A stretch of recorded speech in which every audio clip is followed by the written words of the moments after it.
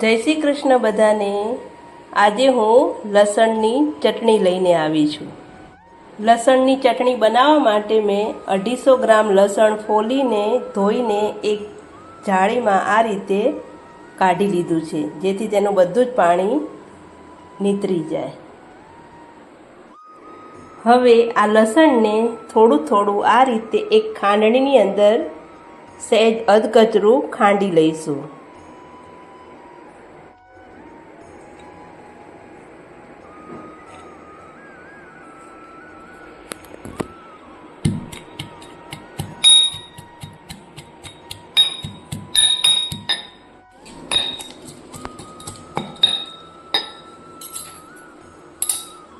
હવે આ રીતે લસણને આપણે સહેજ અધકચરું રાખીશું। તે રીતે બધું જ લસણ જે છે તે કાઢીને આ રીતે એક વાટકીમાં કાઢતા જઈશું।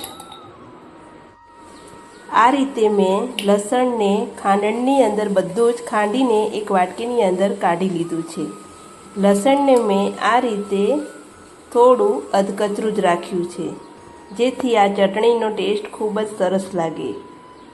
અને જો તમારે આને મિક્સરની અંદર દળવું હોય તો પણ દળી શકો છો।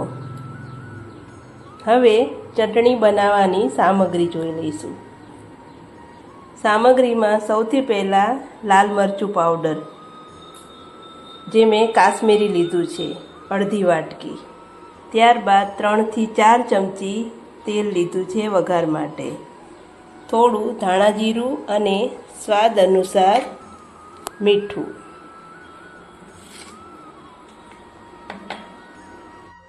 હવે ગેસ ચાલુ કરી એક કડાઈની અંદર જે આપણે આ તેલ લીધું છે તે નાખી થોડી વાર માટે ગરમ થવા દઈશું।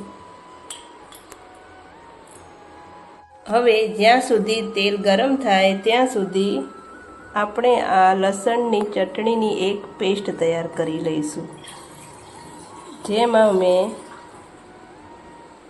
લગભગ 2 ચમચી ધાણા જીરું નાખી મિક્સ કરી લીધું છે। હવે તેની અંદર થોડું પાણી નાખીશું।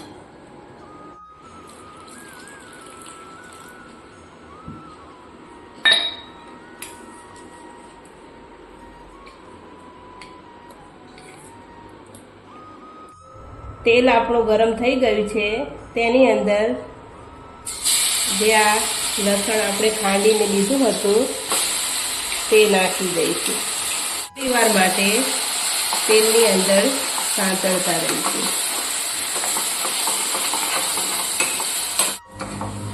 હવે આ લસણ આપણું સંતળાઈ ગયું છે। હવે તેની અંદર જે આ મરચાંની પેસ્ટ આપણે કરી હતી તે પણ નાખી બધું જ મિક્સ કરી લઈશું।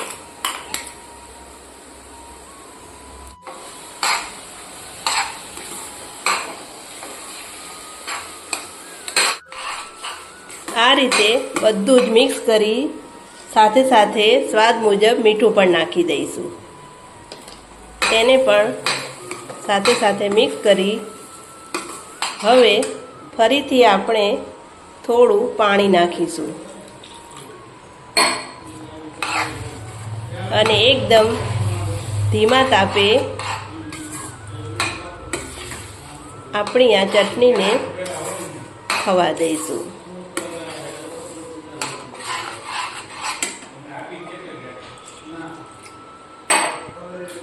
લગભગ મેં અડધો ગ્લાસ જેટલું પાણી આ ચટણી બનાવવાની અંદર વાપર્યું છે।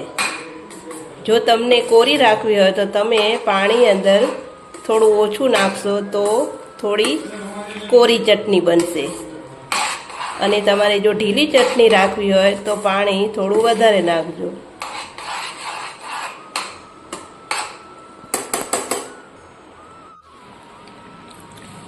દસેક મિનિટ જેવું થઈ ગયું છે। હવે લગભગ આપણી લસણની ચટણી બનીને તૈયાર છે, પણ ફરીથી આપણે લગભગ 2 મિનિટ માટે રાખીશું, પછી ગેસ બંધ કરી દઈશું।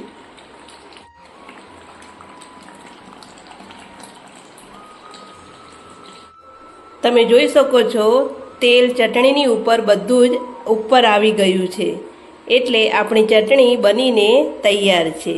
આ ચટણીને તમે રોટલી, રોટલો, થેપલા કે પરાઠા ગમે તેની પણ સાથે ખાશો તો ખૂબ જ સ્વાદિષ્ટ લાગશે। અને તમને જો મારી આ રેસીપી ગમી હોય તો મારા વિડીયોને લાઈક કરજો, કોમેન્ટ બોક્સમાં જરૂરથી જણાવજો કે તમને આ મારી કાઠિયાવાડી એકદમ દેશી સ્ટાઇલમાં ચટણીની રેસીપી કેવી લાગી। જય શ્રી કૃષ્ણ।